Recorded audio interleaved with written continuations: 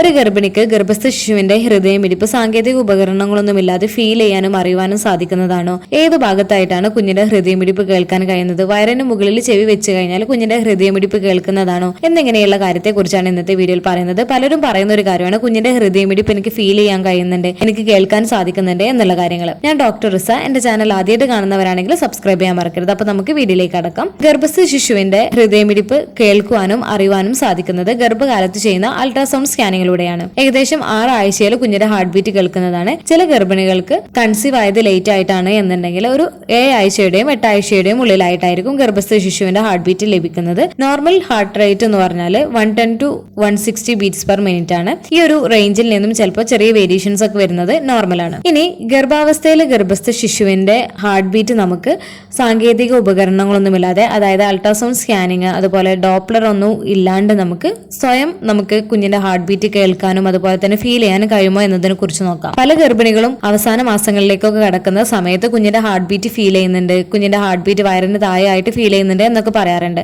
ഇങ്ങനെ ഗർഭിണികൾക്ക് ഫീൽ ചെയ്യുന്ന തുടിപ്പ് അല്ലെങ്കിൽ പൾസ് പോലെ ഫീൽ ചെയ്യുന്നത് പലരും ഗർഭസ്ഥ ശിശുവിന്റെ ഹൃദയമിടിപ്പായിട്ട് തെറ്റിദ്ധരിക്കാറുണ്ട്.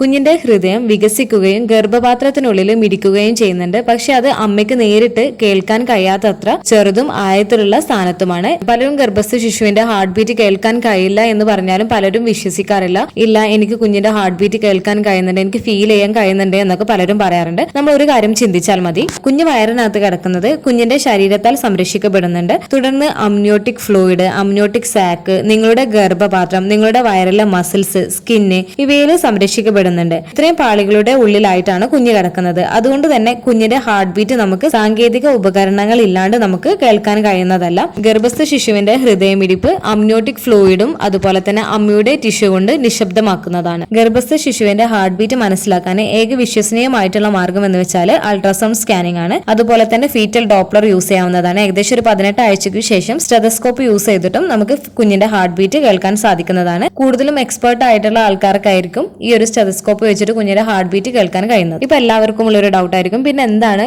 തുടിപ്പ് പോലെ അല്ലെങ്കിൽ ഹാർട്ട് ബീറ്റ് പോലെ ഫീൽ ചെയ്യുന്നത് എന്നുള്ളത്. ഗർഭിണികൾക്ക് പലപ്പോഴും കുഞ്ഞിന്റെ ഹാർട്ട് ബീറ്റ് ആയി തെറ്റിദ്ധരിക്കുന്ന 1-2 കാര്യങ്ങളുണ്ട്. അതിലൊന്നാണ് അമ്മയുടെ ഹൃദയമിടിപ്പാണ്. അമ്മയുടെ സ്വന്തം ഹൃദയമിടിപ്പ് ചിലപ്പോൾ കുഞ്ഞിന്റെ ഹൃദയമിടിപ്പായിട്ട് തെറ്റിദ്ധരിക്കപ്പെടാറുണ്ട്. ഗർഭാവസ്ഥയിൽ ശരീരം ശാരീരികമായ മാറ്റങ്ങളിലൂടെ കടന്നു പോകുമ്പോൾ വർദ്ധിച്ച രക്തത്തിന്റെ അളവും ഹോർമോണൽസിന്റെ വ്യതിയാനങ്ങളും അമ്മയുടെ ഹൃദയം കൂടുതൽ ശക്തമാവുകയും കൂടുതൽ ശക്തമായ അല്ലെങ്കിൽ മറ്റൊരു താളത്തിൽ മിടിക്കാൻ ഇടയാകുന്നതാണ്. ഇത് കുട്ടിയുടെ ഹൃദയമിടിപ്പായിട്ട് പലർക്കും തെറ്റിദ്ധരിക്കപ്പെടാറുണ്ട്. സെക്കൻഡ്, ബ്ലഡ് ഫ്ലോ ആണ്. ഗർഭധാരണം രക്തത്തിന്റെ അളവ് വർദ്ധിപ്പിക്കുന്നതിനും ബ്ലഡ് ഫ്ലോയിലുള്ള പാറ്റേണിന്റെ മാറ്റത്തിനും കാരണമാവാറുണ്ട്. ഇതിന്റെ ഫലമായിട്ട് സ്ത്രീകൾക്ക് ഉദരഭാഗത്ത്, അതായത് അബ്ഡോമിനൽ ഏരിയയിൽ ചെറിയ പൾസേഷൻ പോലെ അല്ലെങ്കിൽ ഒരു സെൻസേഷൻ പോലെ അനുഭവപ്പെടുന്നതാണ്. ഇത് പലരും കുഞ്ഞിന്റെ ഹൃദയമിടിപ്പായിട്ട് തെറ്റിദ്ധരിക്കാറുണ്ട്. Third, foetal movements and kick ആണ്. കുഞ്ഞുങ്ങൾ വളരുകയും വികസിക്കുകയും ചെയ്യുമ്പോൾ അവർ കൂടുതൽ സജീവമാകുകയും ഗർഭപാത്രത്തിൽ ചവിട്ടുകളും ചലിപ്പിക്കുകയും ചെയ്യുന്നതാണ്. ഈ ചലനങ്ങൾ ചില സ്ത്രീകൾക്ക് കുഞ്ഞിന്റെ ഹൃദയമിടിപ്പുമായിട്ട് ബന്ധപ്പെടുത്തിയേക്കാവുന്ന താളാത്മകമായിട്ടുള്ള സ്പന്ദനങ്ങളോ അല്ലെങ്കിൽ സംവേദങ്ങളോ ആയിട്ടായിരിക്കും അവർക്ക് ഫീൽ ചെയ്യുന്നത്. ചില കേസിൽ തുടർച്ചയായിട്ടുള്ള തുടിപ്പുകൾ ഫീൽ ചെയ്യുന്നുണ്ട് എന്നുണ്ടെങ്കിൽ കുഞ്ഞിന്റെ